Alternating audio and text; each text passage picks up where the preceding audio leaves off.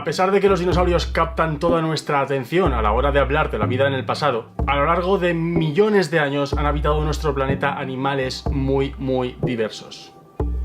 Algunos tan extraños que a su lado el dinosaurio más extraño nos parecería tan familiar como un gato.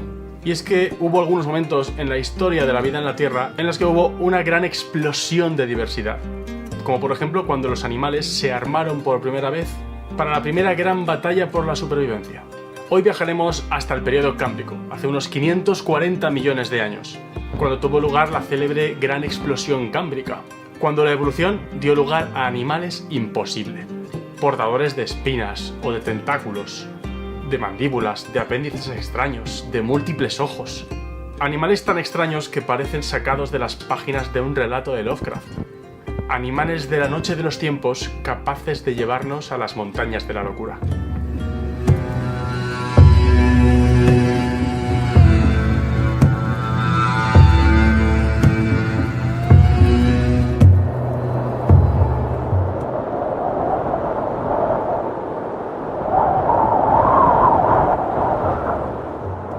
En el relato de Lovecraft, en las montañas de la locura, se relata una expedición a la Antártida contada en primera persona por parte de un geólogo, William Dwyer, que es testigo de una serie de hallazgos paleontológicos de fósiles que desafían toda lógica, que desafían todo lo que sabíamos del pasado y que parecen mostrar la existencia de unas criaturas monstruosas, inteligentes. Criaturas a nuestros ojos muy deformes, con formas que no tienen nada que ver con la forma corporal que tiene un animal de los que estamos acostumbrados a ver.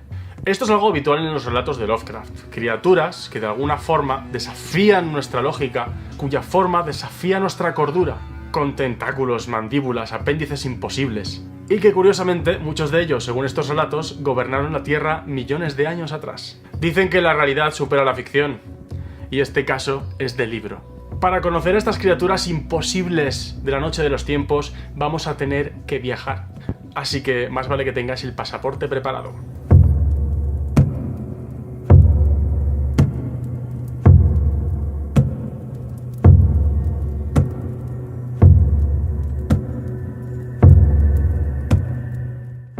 Este es el Monte Stephen, entre las montañas de Wapta y Field, en la Columbia Británica, en Canadá. A finales del siglo XIX se descubrió aquí un yacimiento muy rico en trilobites, estos artrópodos del Paleozoico que son tan abundantes. Estos trilobites fueron estudiados por el geólogo Robert McConnell y también muchos de ellos recogidos y dieron lugar a una gran colección en manos del astrónomo Otto Klotz.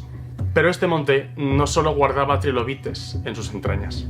En un artículo publicado en 1892, el geólogo Joseph Whiteaves describió un fósil muy singular, algo muy extraño, pero que parecía recordarle en forma a una especie de gamba, solo que en el fósil no parecía haberse conservado su cabeza.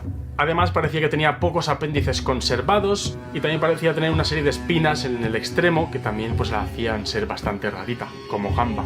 Whiteaves llamó a este extraño animal Anomalocaris canadensis, que viene a significar gamba anómala de Canadá. Pero como veremos, este animal, cuando se conoció bien, estaba lejos de ser una gamba anómala, siendo uno de los animales más extraños y fascinantes de su tiempo.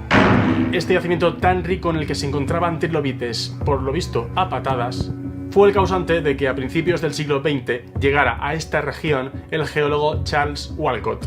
Siendo empleado del Servicio Geológico de Estados Unidos, Charles Walcott tuvo acceso a ejemplares de estas colecciones de trilobites de esta montaña.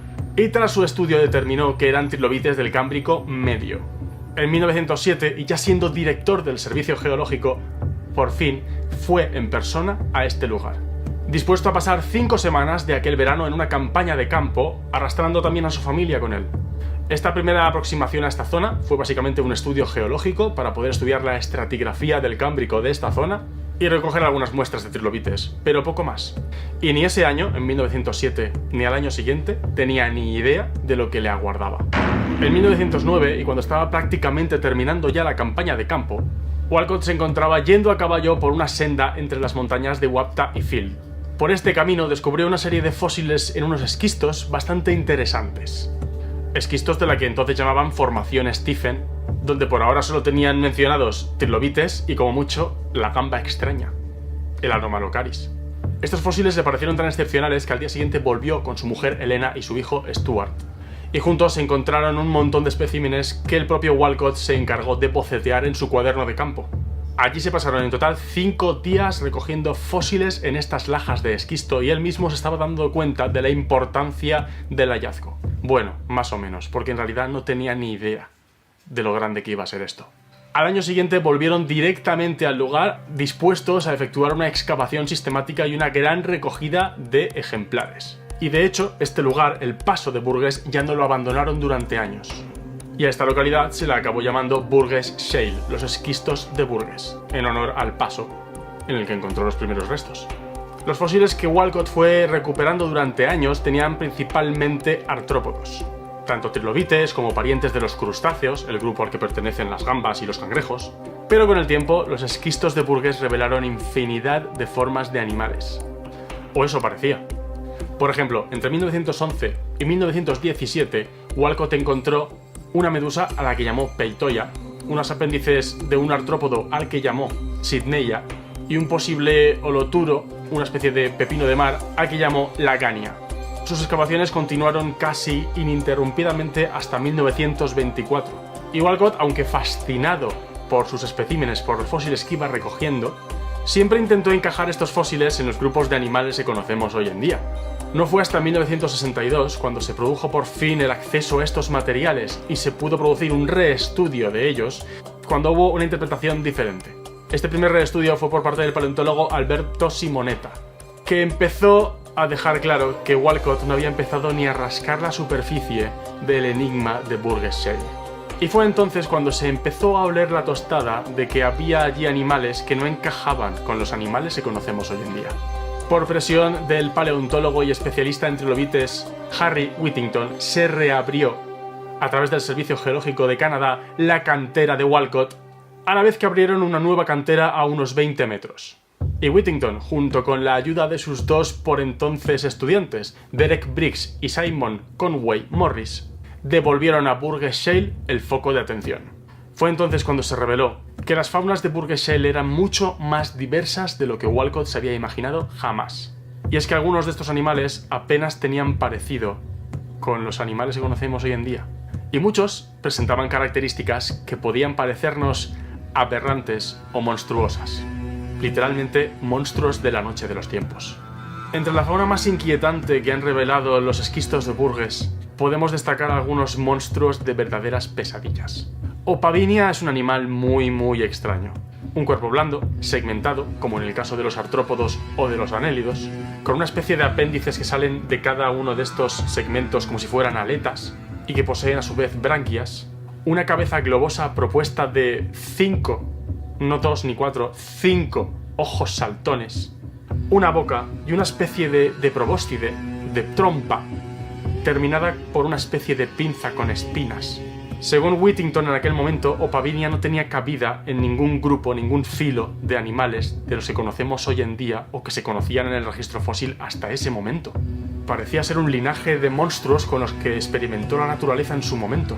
Un experimento de la evolución que no llegó a nuestros días.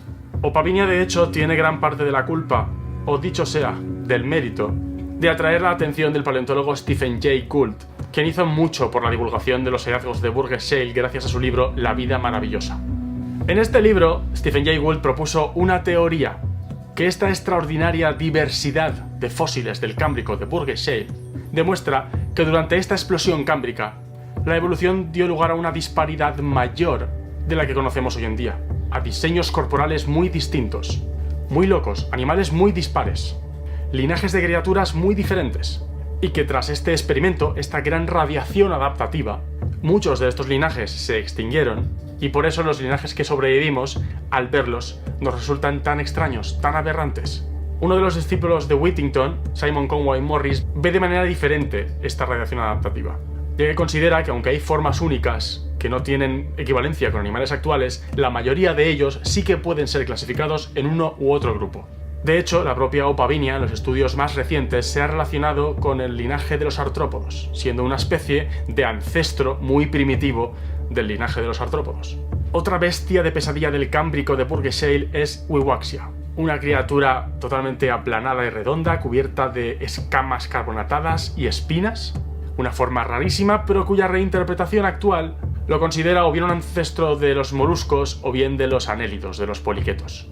Para mí, una de las criaturas más fascinantes de Burgess y de las que más ponen el pelo de punta, por lo alienígena que es Alucigenia, y es que su propio nombre lo dice. Hasta el nombre te está proponiendo que parece una especie de alucinación. Una criatura alargada, con una serie de patas más o menos blandas por un lado y de espinas por el lado opuesto. Que al principio no se sabía si esta especie de patas blandas eran con las que se desplazaba o si se desplazaba con las espinas. No se sabía qué era la cabeza, qué era la cola, si orientarlo de una manera o de otra. Aquello no tenía ni pies ni cabeza, literalmente. Una criatura de pesadilla, de libro. Pero que por lo visto hoy en día se reclasifica como una forma muy primitiva, un ancestro de los onicóforos. Y es que poco a poco, con el reestudio, van encajando. Pero la cosa no queda ahí. ¿Os acordáis de la gamba anómala de Anomalocaris? Pues bien, algunos de los hallazgos que hizo Walcott entre 1911 y 1917, ojo, encajaban perfectamente en la historia de Anomalocaris, pero él no lo sabía. De hecho, estaba clasificando como fragmentos de animales diferentes o como animales diferentes enteros fragmentos de Anomalocaris. Y es que lejos de ser una gamba, lo que se había descrito como Anomalocaris era solo un apéndice de un animal mucho mayor. Recordaréis que Walcott describió una medusa a la que llamó Peitoia, un apéndice que lo identificó como parte de Sydneya, y una especie de pepino de mar, o ancestro de los pepinos de mar, al que llamó Lagania. Pues bien, Whittington y Briggs, tras reestudiar las colecciones de Walcott, al final de mucho tiempo, dieron con la respuesta. Revelaron la incógnita de qué era Anomalocaris, y aclararon la verdadera naturaleza de Peitoia, que resultó ser la boca de Anomalocaris, o Lagania, por ejemplo, que era el resto del cuerpo de este animal. Y lo que parecían ser estas gambas anómalas eran realmente apéndices en su cabeza. Dado que el primer nombre que se le da a un animal, aunque sea aparte de este animal, prevalece según la Comisión Internacional de Nomenclatura Zoológica, se le quedó el nombre de Anomalocaris. Y ahora sabemos que posiblemente fuera el mayor depredador o uno de los mayores depredadores de su época. Un ser extraño, un depredador implacable, un monstruo de fuera de este mundo, o no tanto. No tanto. En 2011 se encontraron 6 nuevos ejemplares de Anomalocárido, esta vez en Australia. Estos fósiles demostraron que sus ojos eran compuestos, como los de los artrópodos. De hecho, que ahora mismo a Anomalocaris se lo clasifica como una especie de ancestro de los artrópodos. Los anomalocáridos, por lo tanto, eran artrópodos primitivos. Puede que con el tiempo muchas de estas formas de vida imposibles se hayan podido ir reclasificando como para encajar dentro de los grupos de animales que ya conocíamos, pero su extrañeza sigue quedando ahí. Puede que no sean seres que parezcan venidos de otro mundo, puede que no sean tan experimentos fallidos como se creía, linajes extintos de un mundo que pudo ser y no fue, pero una cosa está clara. En el Cámbrico, cuando los animales por primera vez se armaron, aparecieron los exoesqueletos, y empezó esta nueva batalla por la supervivencia. La evolución se levantó ese día creativa y dio lugar a maravillas, ya los consideremos animales fantásticos o monstruos de pesadilla. Maravillas que gracias al caprichoso proceso de fosilización podemos llegar a observar y disfrutar hoy en día.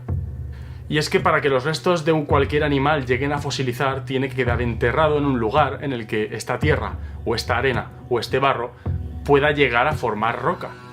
Y no en todas partes cualquier resto de animal puede estar acumulado, puede quedarse enterrado y ese sedimento llegar a formar parte de una roca sedimentaria. Por lo tanto, conocemos solo una pequeña fracción de las especies que han vivido en el pasado, sabiendo lo sorprendentemente diversa que puede haber sido la vida en el pasado, y que no en todos los hábitats, en todos los lugares, es posible fosilizar. Puede que hayan existido formas de vida todavía más extrañas de las que hemos visto hoy, de las cuales nunca sepamos nada. Muchos más animales fantásticos o monstruos de pesadilla de la noche de los tiempos.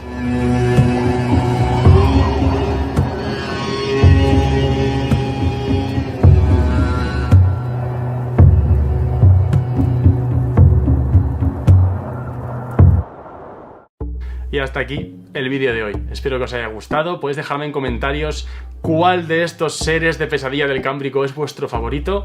Recuerda, puedes darme un like, puedes compartir este vídeo, darle vidilla a este vídeo que a mí me sirve muchísimo para el canal.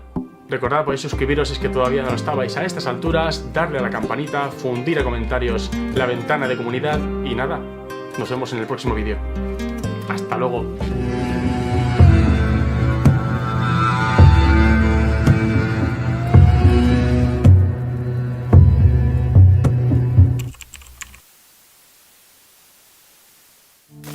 You didn't say the magic word.